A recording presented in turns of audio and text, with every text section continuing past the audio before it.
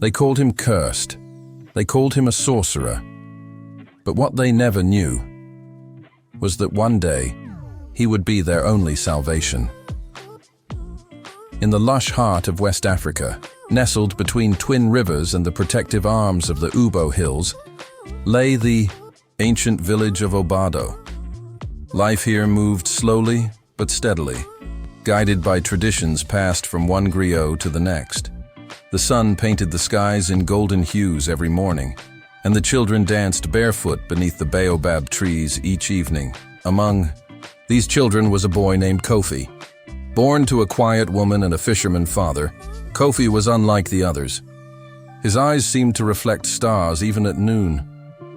He asked too many questions. He noticed too much. And that, in a place where mystery was feared more than understood, made him dangerous.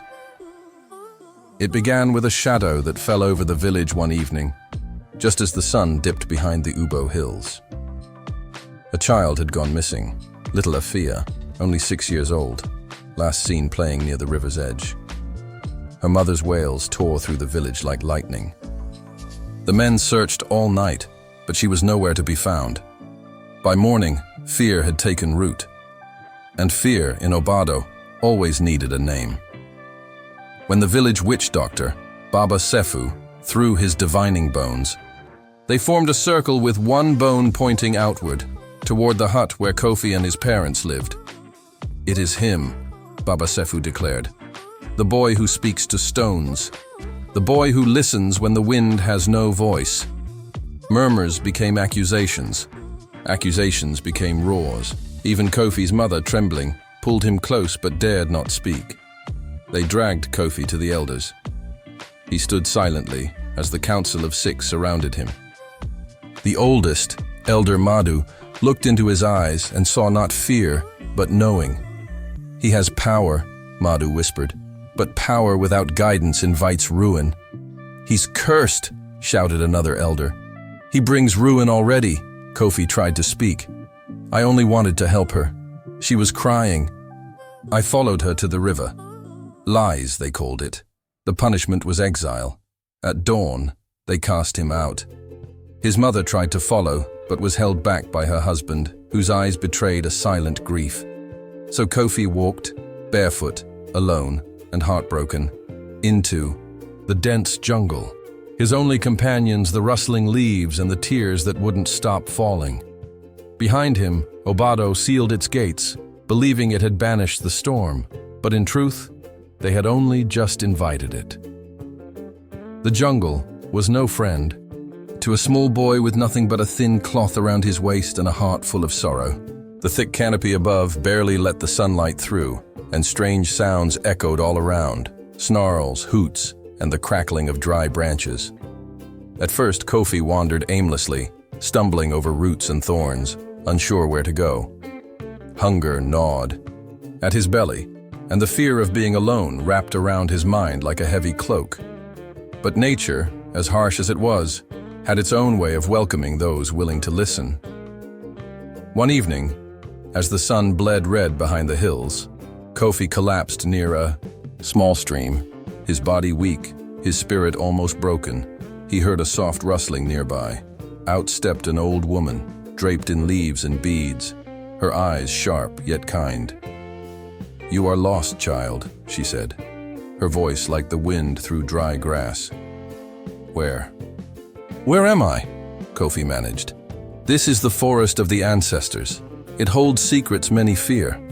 But you are different." The woman introduced herself as Nana Esha, a healer and protector of the jungle's ancient magic.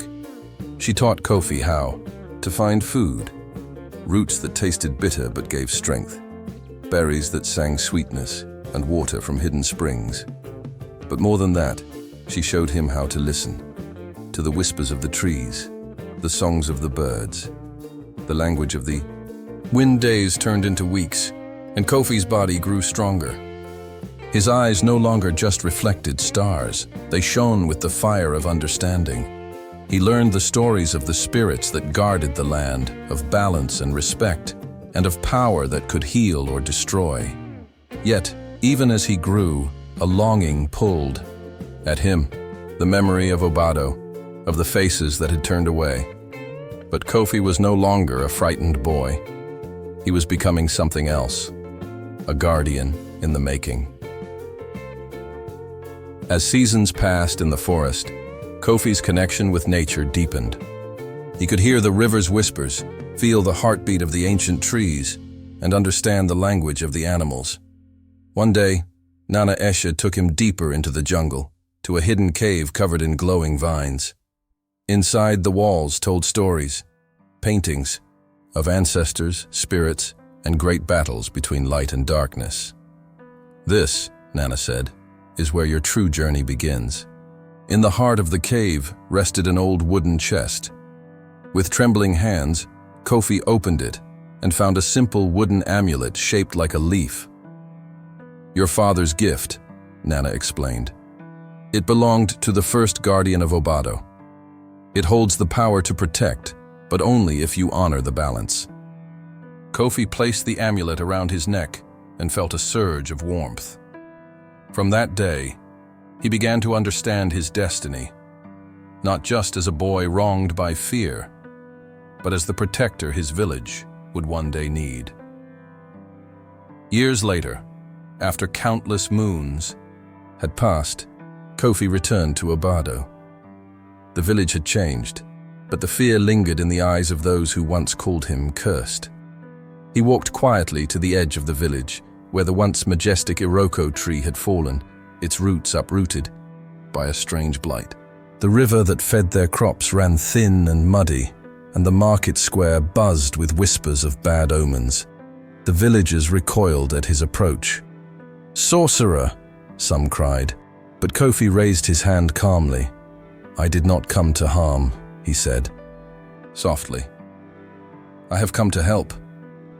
Elder Madhu stepped forward, now older, his face lined with years and worry. "We have suffered since you left. Our crops fail. Children fall ill. The balance has been broken." Kofi nodded. "The spirits are restless because the sacred grove was destroyed. The harmony between our world and theirs has been shattered." He told the village of the ancient magic he had learned, the ways to restore balance, but only if they were willing to listen and change. Many were skeptical, but the children, curious and hopeful, gathered around him. Kofi's heart swelled with a new purpose, to heal not just the land, but the wounds in their hearts. Not everyone in Obado welcomed Kofi's return. Fear still clouded many hearts, and whispers of sorcery turned to demands for judgment. The elders convened beneath the baobab tree, calling for a trial to decide Kofi's fate once and for all. "Bring forth the boy who claims to be our savior," Elder Madhu commanded. Kofi stood before the council, calm and resolute. "Why should we believe you?" one elder challenged. "You were cast out for bringing misfortune." Kofi lowered his gaze respectfully. "Because the misfortune you suffer now is the result of ignoring the spirits and breaking the sacred laws." The trial was not one of words alone, it was a test. The elders led Kofi to the ancient river, whose waters were believed to reveal truth. They ordered him to walk into the water, which was said to burn the deceitful and heal the truthful. With steady steps, Kofi entered the river. The water shimmered around him, glowing softly but never burning. Gasps spread among the villagers. He emerged unscathed. "His heart is pure," Elder Madhu declared. "The spirits have spoken." Slowly, the village's fear began to lift. Kofi was no longer the outcast, but a bridge between the seen and unseen worlds. The trial ended, but the real challenge had just begun, the battle to restore the land, and yea, the trust of Obado. The skies darkened as an unnatural storm brewed over Obado. Thunder roared like ancient drums, and lightning split the heavens, shaking the very earth beneath their feet. The villagers gathered, fear gripping their hearts. Once more, the crops they had hoped to save now bent and broke under the tempest's wrath. Kofi stood at the center of the village, clutching the wooden amulet close to his chest. "This storm is not nature's fury," he shouted over the wind. "It is the spirit's anger, the result of broken promises and disrespect." With the villagers watching, Kofi called upon the lessons Nana Esha had taught him. He raised his hands toward the storm, chanting in the old tongue, a melody that echoed through the hills and rivers. Slowly, the raging winds began to soften. The lightning ceased its violent dance. The rain turned gentle, cleansing the parched earth instead of flooding it. But just as relief washed over the crowd, a shadow lurked at the edge of the village, a dark spirit, angry and vengeful, rising. From the depths, Kofi faced the spirit alone, the amulet glowing fiercely. The battle was fierce, the spirit's rage clashing with Kofi's newfound power. With a final cry, Kofi called upon the balance of nature itself, and the spirit was drawn back into the earth, sealed away by ancient magic. The storm passed. Obado was saved. But Kofi knew this was just the beginning of a lifelong vow to protect his people and the sacred balance between worlds. Years passed. The name Kofi became more than a name. It became a whisper of hope, a symbol of balance between humans and spirits. Children born after the storm never saw him, yet they knew his story better than their own bedtime tales. The village of Obado had changed. Where once the sacred Iroko tree had been felled, a new grove had been planted, and every season the villagers gathered to sing songs of remembrance. The market square was relocated, far from sacred grounds, and rituals honoring the forgotten spirits became part of daily life. Elder Madhu, now gray and slow, often told stories beneath the baobab tree, surrounded by eager ears, and always, he ended with the same words, "We were blind, and the boy showed us how to see." But the story didn't end in Obado. One day, a traveler arrived from a far-off village named Ngolo, where crops were failing, and children spoke of shadows in their dreams. The traveler came not for trade, but for a tale. He approached Madhu. "I seek the guardian they say lives in the wind." Madhu smiled. "You seek Kofi?" The traveler nodded. "Can he help us?" Madhu took a bowl of river water and held it up. The wind stirred. "You do not summon Kofi," he said. "You remember him. You honor what he taught. And then, he comes." The next morning, the traveler awoke to find a leaf on his chest, silver, shaped like a heart. And from that moment, the river in Ngolo began to flow again. More villages came to Obado. More leaves traveled with the wind. And soon, across the entire land, the legend of the guardian grew. A school was built on the edge of the jungle, where children learned the old songs and the sacred paths. It was called the House of Kofi, and every year, on the day the river changed its course, the village gathered to listen, not to a griot, but to the wind, which carried Kofi's voice through the trees. Remember the spirits, remember the balance, remember the promise. Kofi had never truly left. He had simply become part of the land, the lore, and the heartbeat of Obado. Thanks for watching. Hoped you liked it.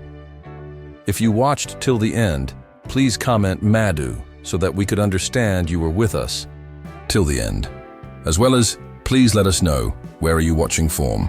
Before leaving, please hit the subscribe button, comment your thought, and share with your nearest and dearest one. See you in the next one. Until to the next one, stay happy. Goodbye.